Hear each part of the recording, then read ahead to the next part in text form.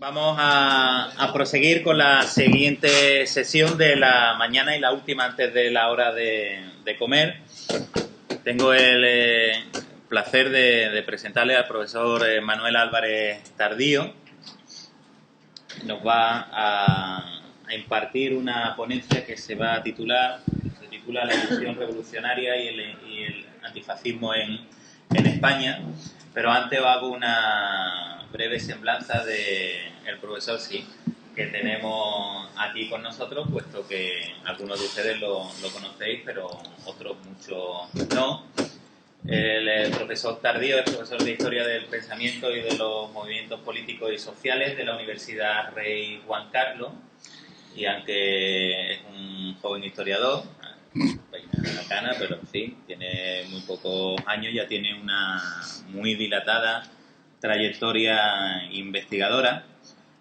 a la que evidentemente no voy a hacer una referencia completa y detallada, pero sí, por ejemplo, citar el último libro que ha firmado conjuntamente con el profesor Roberto Villa García, todavía más joven que Manuel, y que se titula, el libro se titula 1936, fraude y violencia en las elecciones del Frente Popular,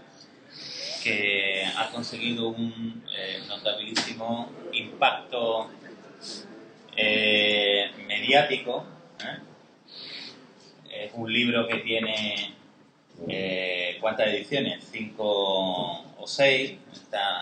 Alcanzará los 100.000 ejemplares. Esperemos que sea Premio Nacional de Historia para disgusto y soponcio de muchos. Es un libro que afronta desde una documentación rigurosa y sin ninguna concesión a especulación de ninguna clase, pues cómo se desarrollaron las elecciones del Frente Popular el 16 de febrero de 1936. El profesor Tardío es una persona con una notable formación de ideas y que conoce especialmente lo que son los fundamentos de la libertad y de la democracia liberal, algo que muchos de nuestros colegas de la historiografía contemporánea pues desconocen de principio a fin. Entonces, claro, cuando alguien no sabe de qué va el asunto y maneja el concepto de democracia, pues se puede estrellar, ¿no? Este tipo de historiadores a los que les falta lo fundamental, pues se han, digamos, en fin, alterado mucho con la publicación de este libro, pero yo les animo a leer ahí y a comprobar lo que pasa en un país cuando el peso de los discursos pues se lleva a la práctica, ¿no? Y sin más, le cedo la palabra. Bueno, pues muy buenas tardes ya a todos, aunque ya he tenido la oportunidad de hablar antes con ustedes, con todos vosotros. Bueno, pues lo primero es agradecerle a José Antonio, que si no fuera mi amigo, pues no sería tan generoso. Y como no soy como Umbral, pues como no he venido aquí a hablar de mi libro, o sea que él ha hablado del libro, pero yo no voy a hablar del libro. Voy a sustituir, si es que se puede, porque es que no se puede, al profesor Juan Sisinio Pérez Garzón, al que le habíamos pedido que viniera para hablar algo que seguro que les había interesado mucho, pero de lo que él puede hablar, pero yo no. Por lo tanto, no voy a cometer el error de intentar sustituirle, porque él iba a hablar de la cuestión, digamos, del impacto del marxismo en la historiografía. Entonces yo, dejando eso a margen, porque bueno, pues a veces ocurren estos accidentes, está enfermo y no ha podido acompañarnos, pues voy a hablar de otra cosa distinta, pero muy relacionada con este ciclo, que tiene que ver también con una conferencia que he tenido que dar hace poco y que creo que puede complementar muy bien a las dos primeras charlas que hemos tenido esta mañana, la de los profesores Arranz y Macarro, centrándome un poco más en España y en el impacto de la Revolución Rusa y sobre todo del mundo bolchevique y de la Tercera Internacional sobre la evolución de la política española hasta llegar a los años 30. Como no es cuestión de alargarnos demasiado, pues no creo que llegue hasta la guerra civil, pero sobre todo voy a hablar un poco quiero intentar hablar del impacto de la Tercera Internacional sobre la evolución del Partido Comunista Español y luego de la construcción del discurso y de la práctica antifascista y de la relación del antifascismo con la democracia. Bueno, complementando lo que escuchábamos a lo largo de la mañana y quiero empezar así porque por eso le hemos puesto el título al ciclo, ¿no? Porque cuando le pusimos el título al ciclo o al seminario, yo le decía a José Antonio, bueno, si le ponemos el pasado de una ilusión, pues algunos sabremos perfectamente por qué le hemos puesto ese título y a qué se refiere, pero otros pues les sonará a chino, ¿no? Entonces, bueno, como hemos explicado al principio, pues es un pequeño homenaje a uno de los más importantes historiadores, por lo menos en mi carrera intelectual y académica, que es François Furet, ¿no?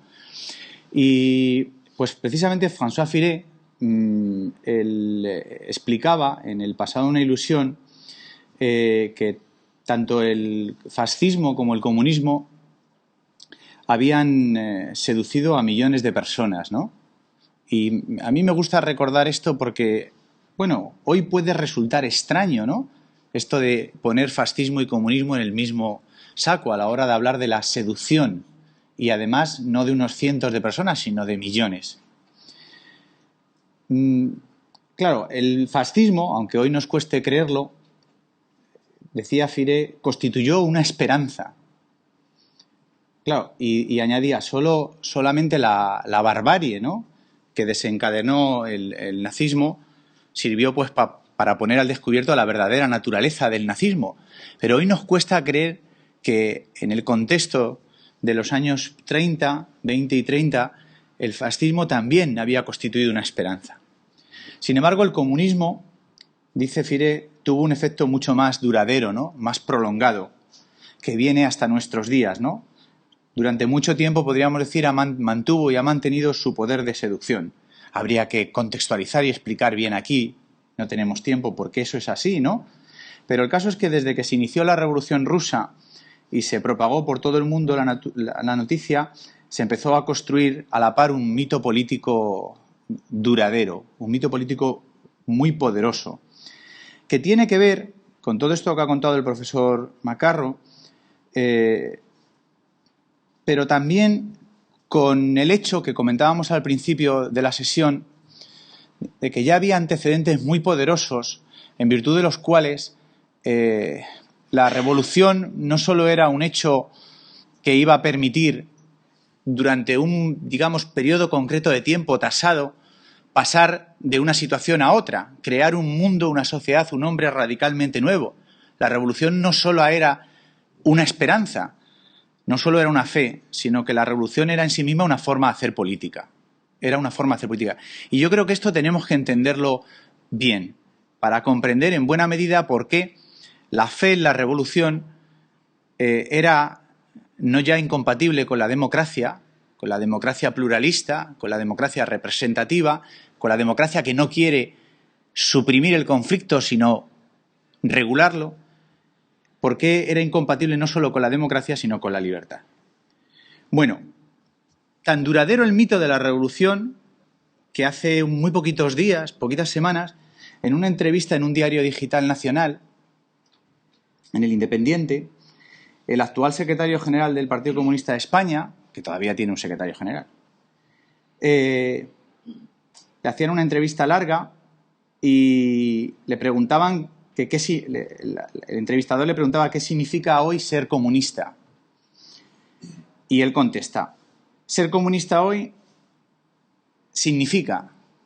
básicamente lo mismo que significaba en 1917. En definitiva, crear una sociedad socialista. Los objetivos son los mismos, aunque haya cambiado la coyuntura y la realidad con la que actuamos. Y a mayor abundamiento, le hacía otra pregunta después y insistía, somos hijos de la Revolución Soviética y estamos orgullosos.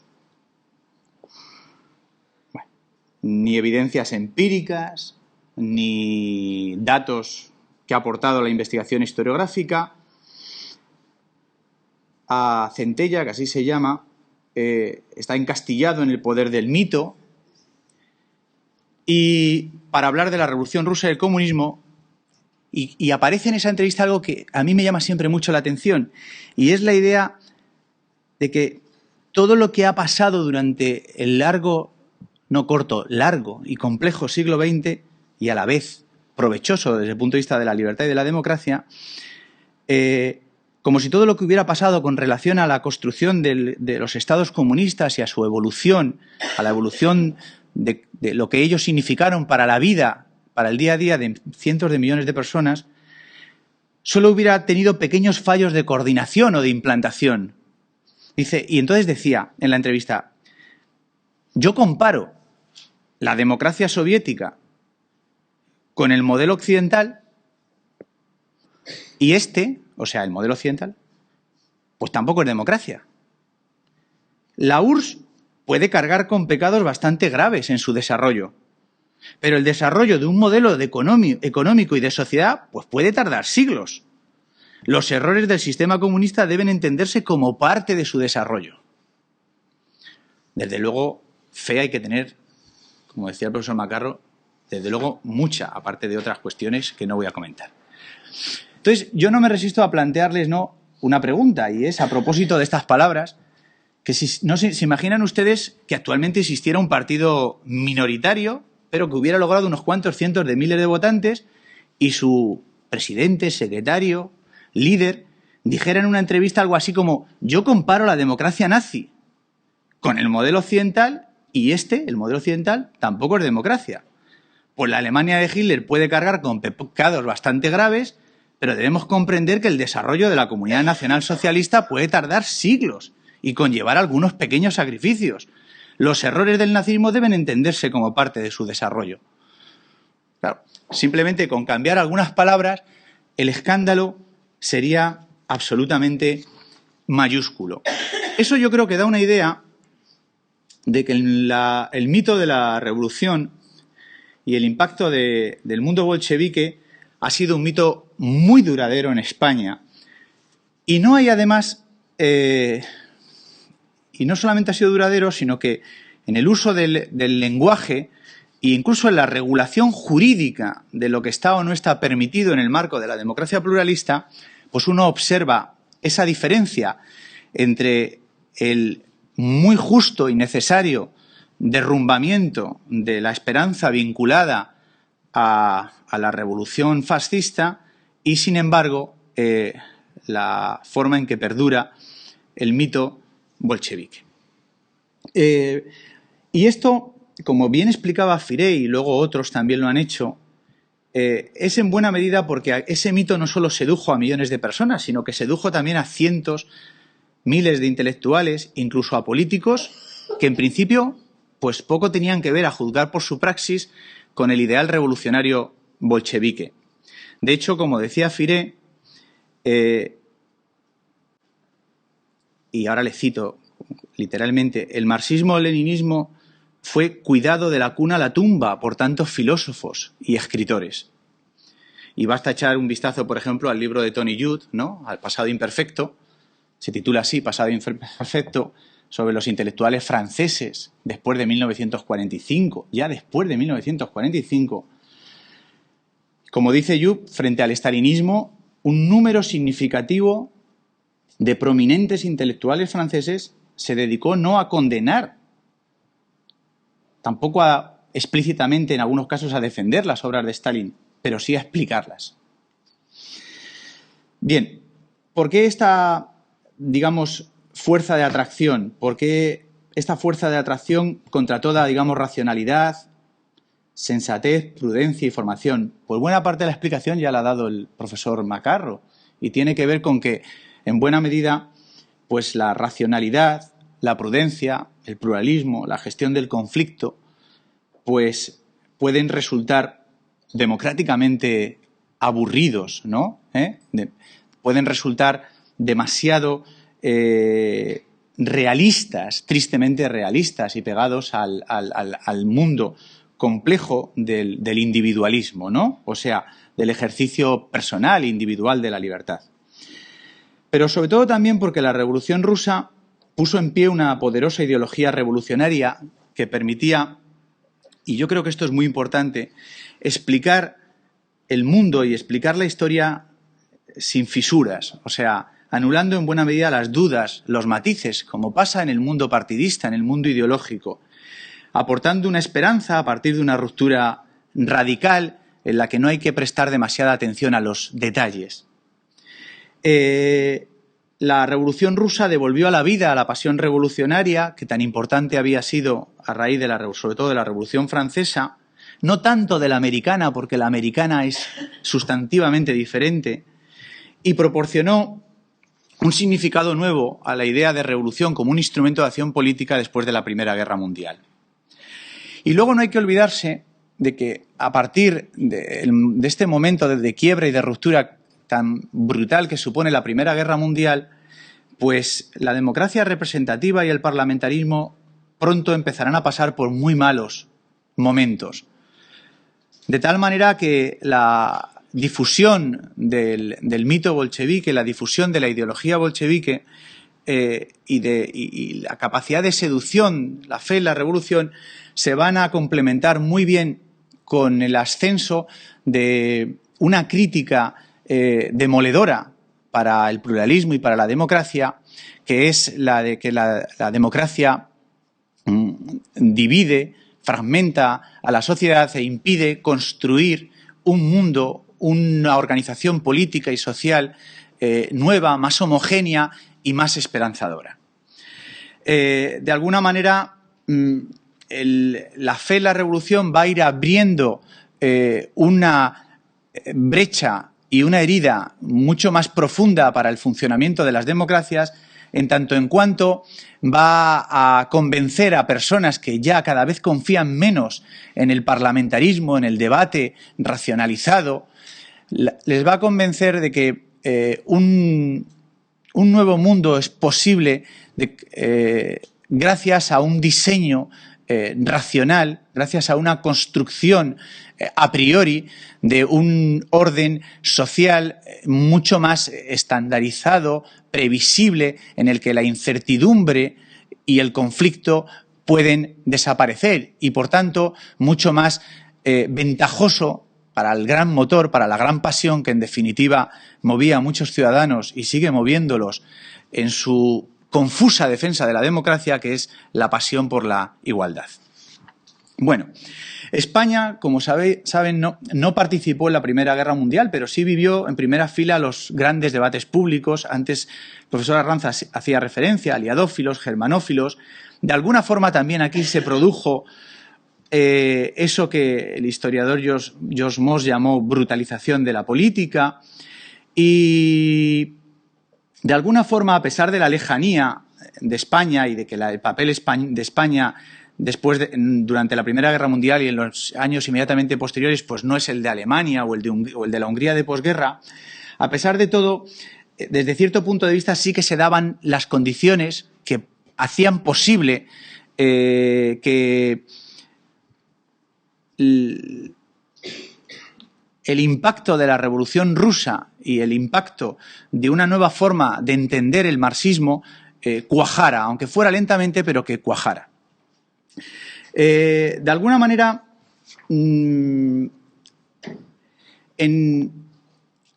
al principio, como ha explicado el profesor Arranz, al principio el Partido Comunista surge de una escisión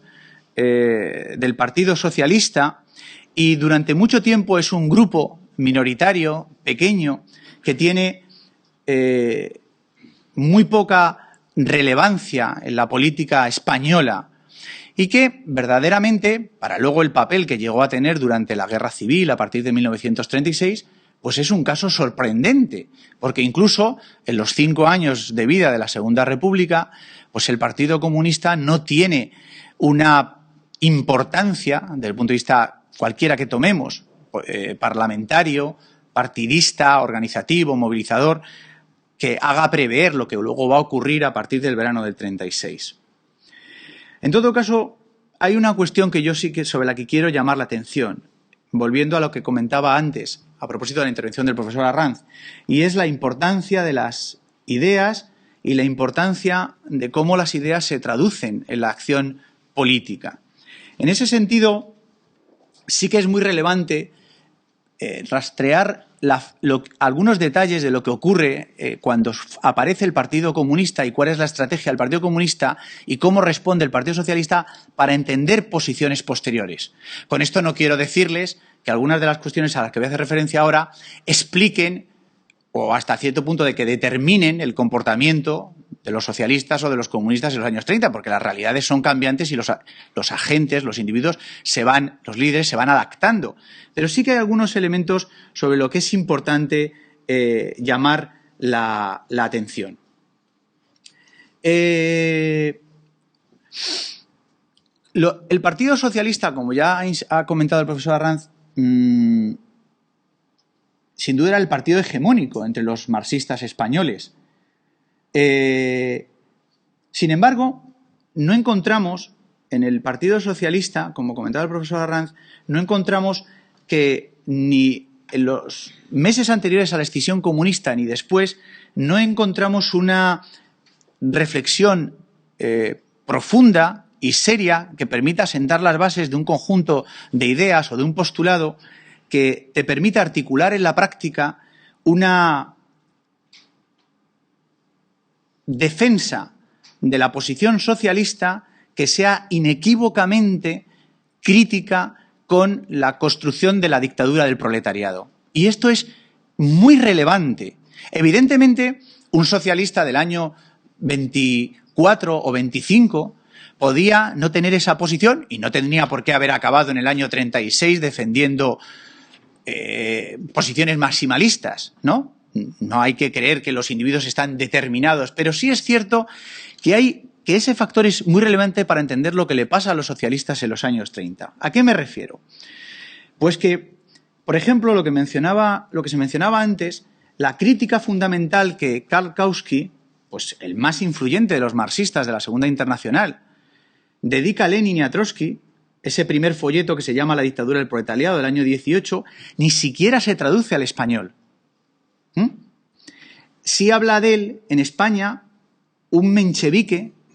exiliado en España que publica en la prensa y luego acaba publicando en la prensa liberal y tiene un papel muy importante en aquel momento en la primera difusión de en explicarle a los españoles que quieren saber lo que realmente está pasando en Rusia, que es Tassin. Pero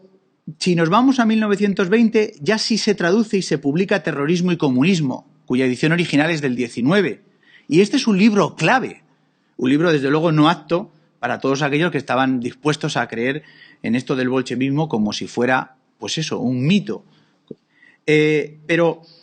es muy significativo que ni siquiera esa publicación o que otros aspectos den lugar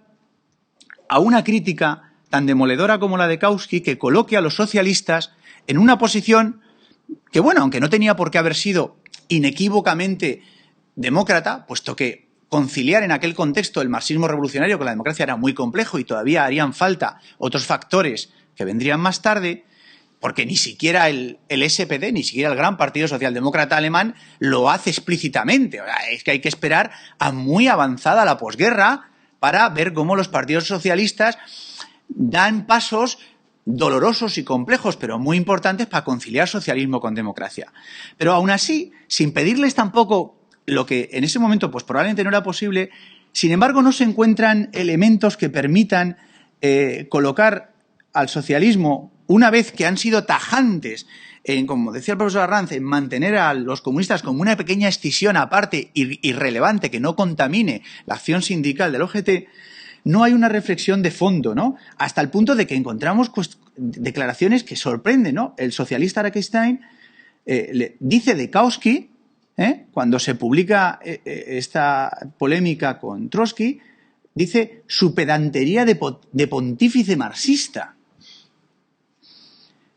Le acusa de tener una rígida interpretación del marxismo. Incluso, fijaros, dice que es demasiado sensible, le dice a Kautsky. O sea, ¿a qué se refiere con esto de sensible? O sea, le acusa de ser demasiado sentimentalista por horrorizarse con algunas consecuencias de la violencia política bolchevique.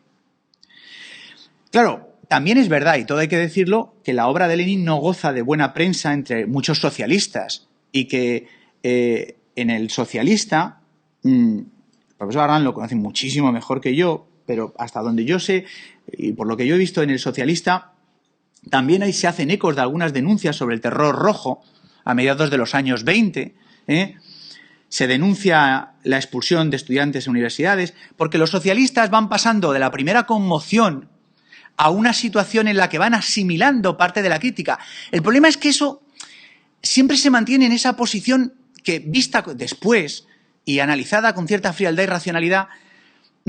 dificulta, como trataba de explicar el profesor Arranz, dificulta que den pasos claros y sistemáticos para colocarse en un punto político, partidista, ideológico, en el cual tú puedas seguir afirmando el socialismo, pero tengas claras ciertas líneas rojas, ¿no? En todo caso, Kautsky está claro que no es una referencia habitual entre los socialistas españoles, que predomina una mezcla de ambigüedad, de oportunismo, que yo creo que refleja un problema capital para entender la evolución del socialismo en los años 30. No me voy a meter en la crisis del sistema constitucional de la Restauración, pero es que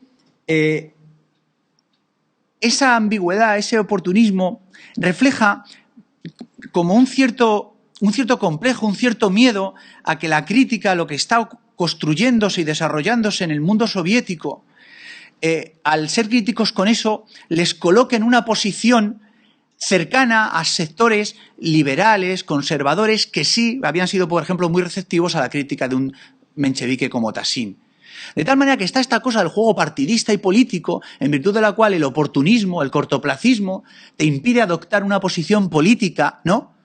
que digas con total contundencia,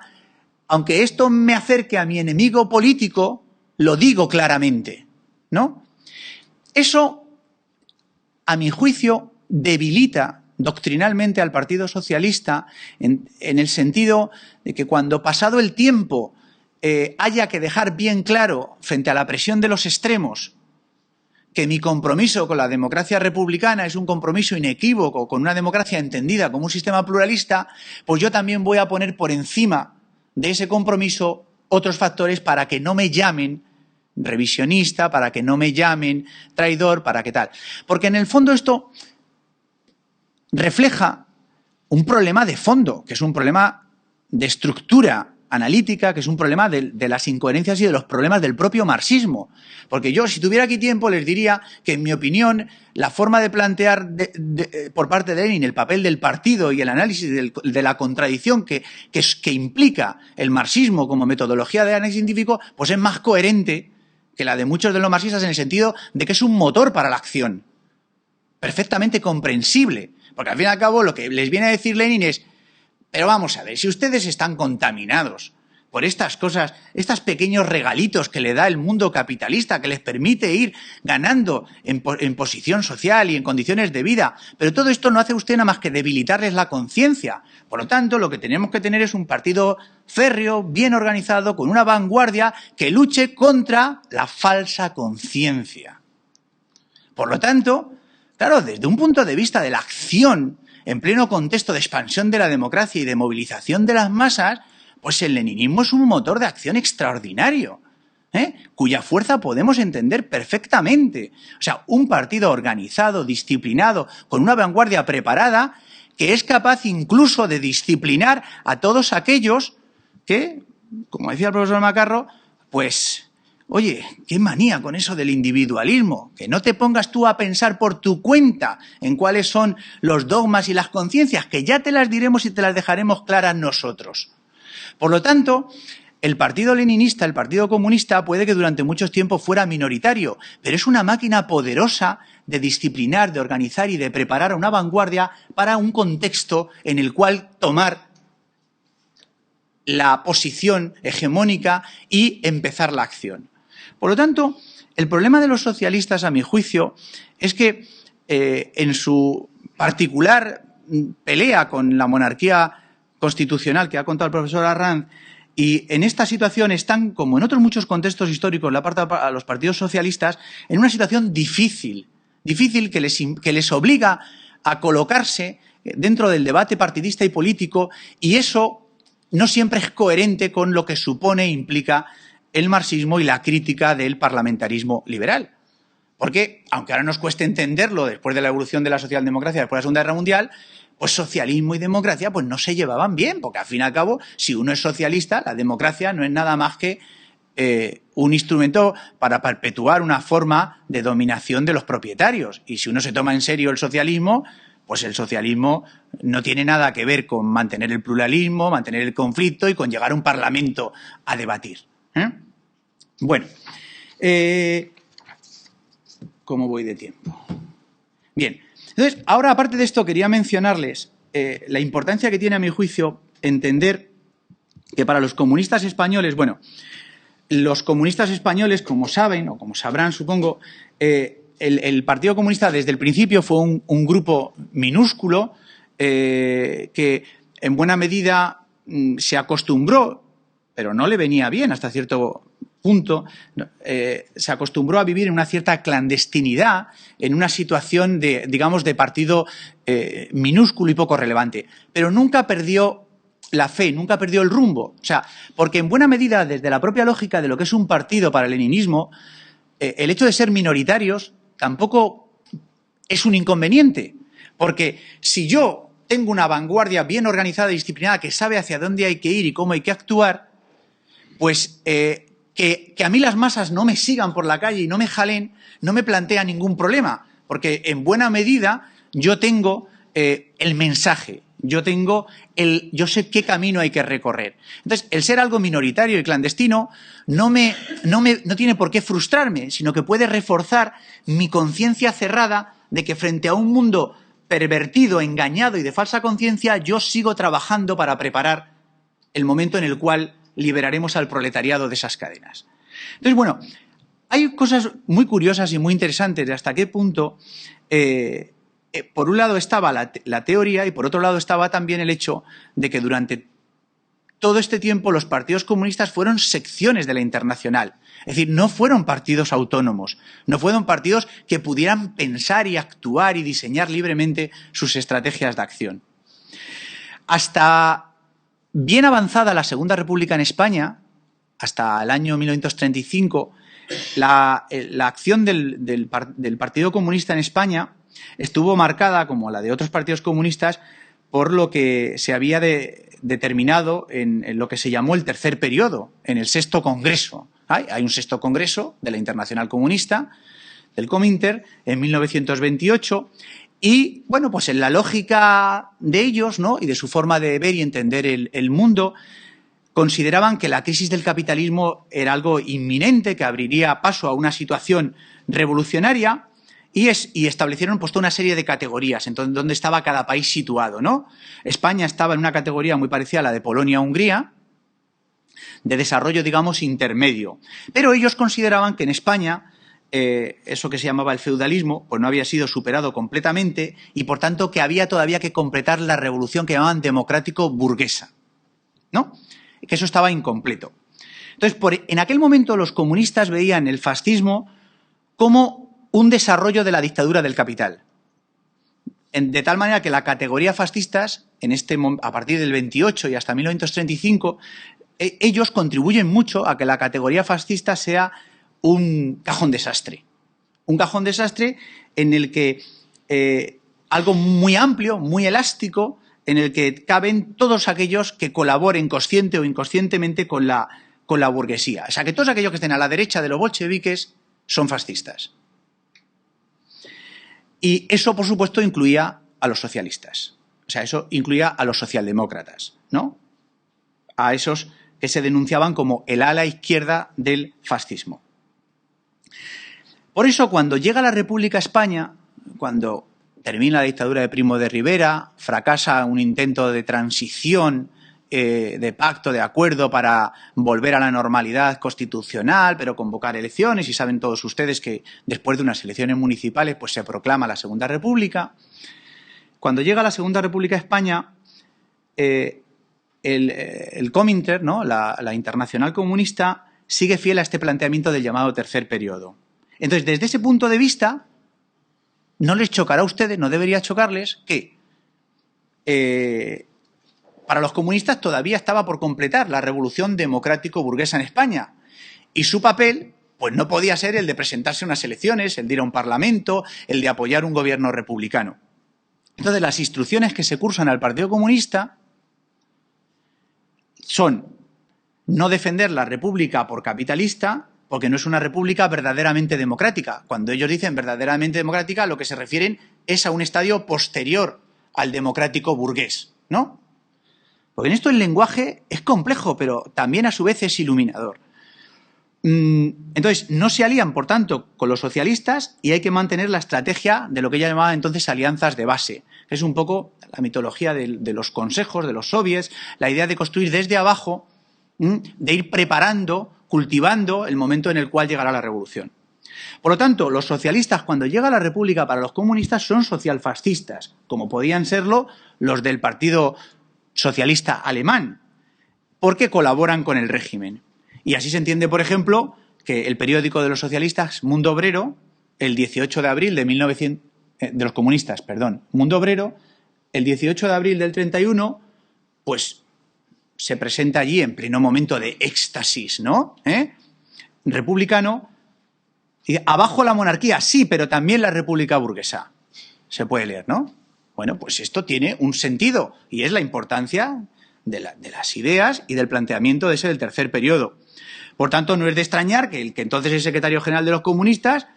pues, como lo cuenta, ¿no? La multitud en el Madrid ese que está festejando el 14 de abril, pues los abuchea y maltrata a varios militantes comunistas que van en un camión hacia el Palacio Real. Allí van Hernández, Bullejos, Ibarruri. Y esta actitud es la que mantiene al PC en buena medida aislado de la política democrática republicana durante los años 31 a 33 como mínimo y enfrentado radicalmente al nuevo régimen. Pero hay algo más sobre lo que quiero llamar la atención y es que la influencia de la Revolución Rusa y del mundo bolchevique no se resume en el papel de los comunistas españoles como sección, como brazo de la Internacional Comunista. Desde ya en aquel momento, si no desde antes, los comunistas están haciendo, el Comintern está haciendo algo que hoy en día nos sorprende por el impacto que tiene a través del mundo tecnológico, pero que entonces ya era muy relevante, y es financiando con todo tipo de dinero, con mucho dinero, publicaciones, y curiosamente se da la paradoja de que un partido minúsculo y irrelevante para la política parlamentaria republicana y para la acción partidista republicana, que no pinta nada en el diseño de la Constitución del año 31, por ejemplo, y que da además unos cuantos quebraderos de cabeza al gobierno republicano y a la policía republicana y a la Guardia Civil en cuanto a constituir una seria amenaza para el nuevo orden constitucional. Sin embargo, eso no impide que progresivamente lo que uno vea también en los años 30 es algo que casa muy mal con la condición minoritaria de los comunistas, y es una influencia creciente de ideas, de pensamiento, de propaganda vinculada al mundo bolchevique que va penetrando en ambientes que a priori pues están a años, o deberían de estar a años luz del mundo bolchevique. De hecho, hay algún autor que dice que en el año ya 35 hay más de 42 publicaciones importantes vinculadas a financiación que viene de Moscú. Y además, durante los años 30 aumenta mucho la difusión de la cultura soviética en España, radios controladas por leninistas, editoriales financiadas por Moscú, como la de Ediciones Europa-América de Maurín, por ejemplo. Y también se funda en el año 33, estamos a mitad de la Segunda República, en el año 33 la Asociación de Amigos de la URSS. Y en esa asociación no es que estén solo comunistas, en esa asociación están personajes de la cultura española y dirigentes socialistas. En esa asociación está uno de los padres de la Constitución republicana, está Luis Jiménez de Asúa. Ahí está el futuro presidente del Consejo de Gobierno durante la guerra. Ahí está Juan Negrín. Y yo creo que esto es un ejemplo de eso que les decía antes de Firé, de que el mito bolchevique fue cuidado de la cuna a la tumba, ¿no?, por tantos escritores, pero en un contexto en el que, en principio, el Partido Comunista era irrelevante en la política española. También hay numerosos viajes, en este contexto de los años 30, numerosos viajes de escritores, políticos, periodistas a Rusia. Hay como si se tratara de una especie de peregrinación a Moscú. Una especie de bautismo, ¿no?, para solidarizarse con la tierra del porvenir. El periodista y escritor Ramón J. Sender es uno de esos viajeros. ¿Y saben lo que dice cuando sale de la URSS? En una carta que envía a la Unión de Escritores Revolucionarios, sintomáticas de un personaje más o menos de la órbita anarquista, ¿no? Y dice: al llegar aquí era un intelectual. Hoy es un soldado del frente de lucha y de la edificación socialista el que os deja. Hay muchas descripciones favorables a la URSS que a mí me resultan paradójicas, en tanto en cuanto el socialismo español está implicado en la construcción de la República y en un gobierno de coalición con los republicanos, y los comunistas son minoritarios. Por supuesto, en la prensa comunista un bombardeo de propaganda constante en estos años, ¿no? Bueno, no existía el paro obrero en la URSS, que había sido completamente liquidado, todo tipo de aspectos que no tenían nada que ver con un análisis serio de la realidad soviética, sino de la pura propaganda. Pero además, personajes en la órbita socialista, ¿no? La diputada socialista, Margarita Nelken, condenada por su participación en la insurrección de octubre del 34, aquella insurrección tan importante para el porvenir de la República, que se da en octubre del 34, que se exilia primero a Francia y luego se va a Moscú, y que luego ya terminaría muy a la izquierda, describe ya en marzo del 36 en Mundo Obrero, ya de vuelta a España tras las elecciones de ese año, describe ella una URSS totalmente idílica. Dice que la máxima pena en la Rusia de Stalin era de 10 años y que casi nadie la cumplía. Los reincidentes van destinados a comunas donde cariñosamente, razonadamente, se les reeduca y pone en condiciones de rehacer sus existencias habituales. Pero todavía puede que para alguno de ustedes más sorprendente, por la imagen que pudiéramos tener del personaje, el socialista Zugazagoitia, que es cofundador de la Asociación de Amigos de la URSS y que pertenece al ala prietista, supuestamente centrista, ya saben que les llamaban centristas no como un elogio. En su libro Rusia al día advertía que en la URSS no había violencia desde el Estado, sino que existía una coacción ambiental para lograr rendimientos. Bueno, claro, con estos antecedentes, que en el año 35, finales del 35, principios del 36, se produce un giro radical en la posición de los comunistas del Comintern y, por tanto, en la posición de la sección española, en virtud de la cual los comunistas españoles van a acabar como portaestandartes abanderados de un antifascismo que se considera defensor de la democracia frente al ascenso del fascismo. Y, por otro lado, van también a arrastrar hacia una posición que incluso los deja a ellos más centrados y moderados a del movimiento tan radical que se va a producir en una parte del Partido Socialista. Entonces,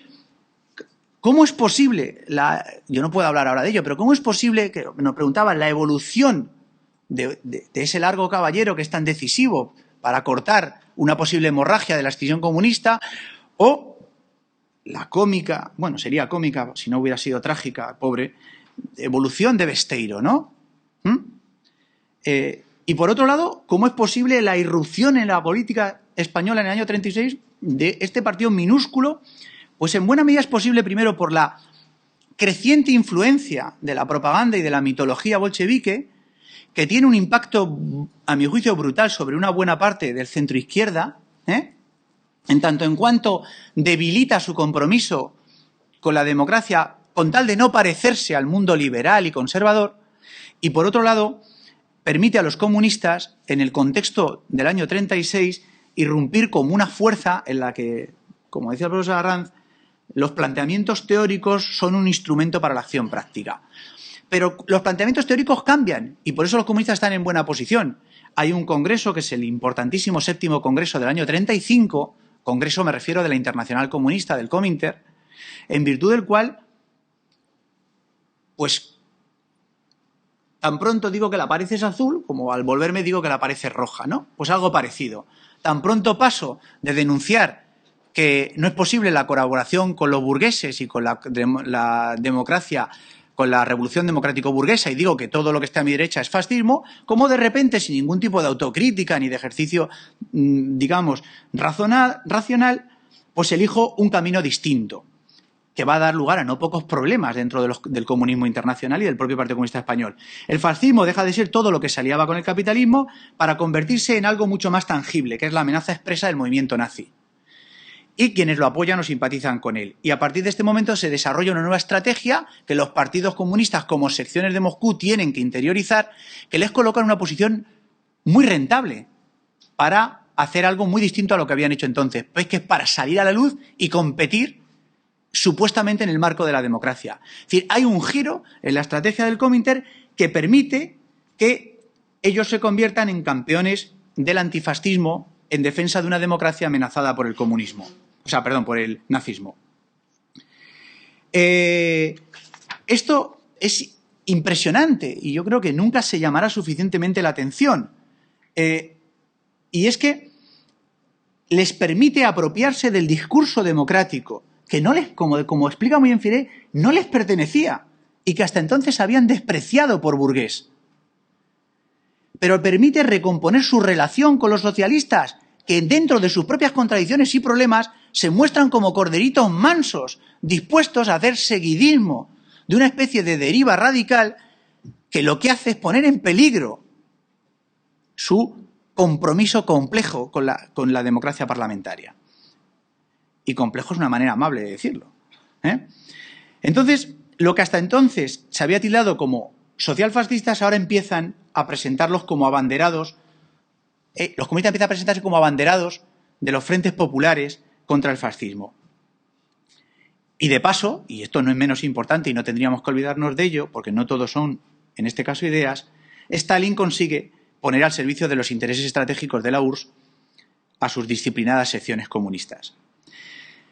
Por lo tanto, el viraje del Comintern llega en un momento clave en España. La Revolución de Octubre ha fracasado, ha dejado unas consecuencias tremendas para la estabilidad, para la posible consolidación de la democracia republicana. Pero ahora el PC puede aportar un nuevo tono a sus relaciones, a su consideración con los socialistas españoles, aprovechando que además los socialistas están divididos y las contradicciones y los problemas de la conciliación de socialismo con democracia han dificultado la fortaleza de los moderados. De tal forma que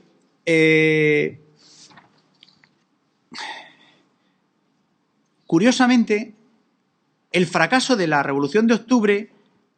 no conduce a los socialistas a una autocrítica que los permita desligarse de una posición en la cual inequívoca, en la cual ellos no acababan de defender la democracia republicana si no servía para perpetuar determinado tipo de políticas y determinada hegemonía partidista. Entonces, no hay esa autocrítica con Octubre. Hasta el punto de que no solo no hay esa autocrítica, sino que después de lo de Octubre los socialistas, una buena parte de ellos, inician un camino en el cual llegan incluso a dudar de que su inicial colaboración con los republicanos para construir la república hubiera sido útil.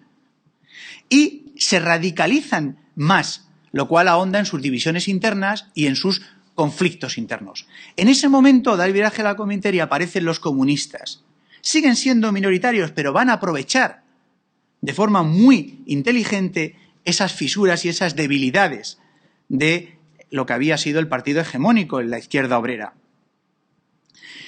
Y de hecho es significativo y curioso cómo los editoriales de los periódicos y de las publicaciones vinculadas al caballerismo, vinculadas al sector más radicalizado del Partido Socialista, pues empiezan a publicar a mediados del 35, final del 35, toda una serie de elogios de la Revolución Rusa, de planteamientos, de explicaciones sobre el mundo bolchevique y la Revolución Rusa, que se casan muy mal con su trayectoria y con su evolución, y que en buena medida los dejan vendidos ante la opinión, digamos, de izquierdas, ante la opinión obrera, ante lo que había sido la evolución hasta entonces minoritaria evolución de los comunistas. Donde más se nota claramente este influjo del mito bolchevique es en las juventudes socialistas, como es de sobra conocido, ¿no? José Manuel Macarro lo ha explicado muy bien, ¿no? En ellas, en las juventudes, es abierta y rotunda, ¿no?, la denuncia de sus compañeros socialdemócratas por colaboracionistas, ¿no? Ya no tengo tiempo, pero se podrían citar muchos ejemplos. Entonces, nos presentamos así con que antes de las elecciones de febrero del 36, tan importantes para la marcha de la Segunda República, los comunistas han dado un giro estratégico que les ha venido impuesto desde fuera y que ellos no han asimilado del todo bien y no sin problemas, pero que les va a permitir vincularse a un pacto con socialistas y con republicanos, en virtud del cual se van a colocar ya en una posición que luego, durante la guerra, todavía un acontecimiento inesperado, le va a dar mucha fuerza como defensores del antifascismo, ¿no? Y es que, claro, ellos no ocultan a nadie que, en fin, en esa coalición electoral de febrero del 36 están allí no para asentar la democracia en España, están allí para finiquitar la España conservadora. Están allí para recuperar el poder y utilizarlo contundentemente para evitar que democracia signifique alternancia, en tanto en cuanto eso perpetúa la dominación burguesa. Sin embargo, a pesar de ese lenguaje inequívoco y clarísimo en todos sus discursos y planteamientos, de tal forma que siguen hablando de dictadura del proletariado, y la revolución no es de ninguna manera una retórica, sin embargo, los comunistas han dado un giro muy importante que les permite rentabilizar un octubre que no han protagonizado ellos y una victoria electoral que no se debe a su fuerza movilizadora y electoral. De tal manera que después de las elecciones, los comunistas, lo que uno observa, y en mi caso todavía con auténtico pasmo, es cómo después de las elecciones el discurso de la izquierda obrera ya no es un discurso pragmático y pegado a esa ambigüedad en virtud de la cual pues ciertas conquistas en el orden laboral, económico y tal son muy importantes, sino que el grueso de la izquierda obrera en el ámbito local, municipal y tal ha interiorizado buena parte de las demandas que proceden del mundo hasta entonces minoritario comunista. Y, por ejemplo, una demanda muy significativa pasadas las elecciones e iniciado el gobierno de Manuel Azaña, pues una demanda en el mundo de socialistas y comunistas que los une claramente es una demanda explícita de cerrar, de impedir que los partidos a la derecha del Frente Popular, y eso incluía también a los republicanos radicales, a todo el centro derecha republicano y demás, pudieran ejercer libremente la competencia partidista. Y una demanda creciente y explícita es cerrarlos las sedes, incluso ilegalizarlos. Entonces, ya voy a terminar, pero lo que quería llamar la atención es que hacerles una pregunta en voz alta, ¿no? Y es, ¿cómo es posible que un sector escindido del Partido Socialista, ultraminoritario, poco relevante, que no tiene ningún papel en el diseño de la nueva república y que en buena medida enarbolaba un discurso que había sido profundamente, no ya crítico, sino despectivo y demoledor con los socialistas, acabe ocupando un papel que desde el punto de vista ideológico contribuye a poner de manifiesto las ambigüedades y las sangrantes y divisivas que tienen los socialistas, explotando esas ambigüedades con tal cinismo que los propios comunistas en la primavera llegan, aunque no tengo tiempo para explicarlo, llegan a colocarse en una posición más moderada que la de muchos caballeristas. Poco más o menos, porque así se lo pide Moscú, a final de la primavera, pidiendo que se frene esto de que parece que vamos a empezar a hacer una revolución. Porque en ese momento eso no es una buena estrategia desde el punto de vista de Moscú. Y yo creo que eso tiene que ver con el problema que comentaba al principio, y es el problema de que la comprensible e inevitable fe en la revolución de los socialistas, en tanto que marxistas, dificulta y les impide, porque en buena medida yo creo que están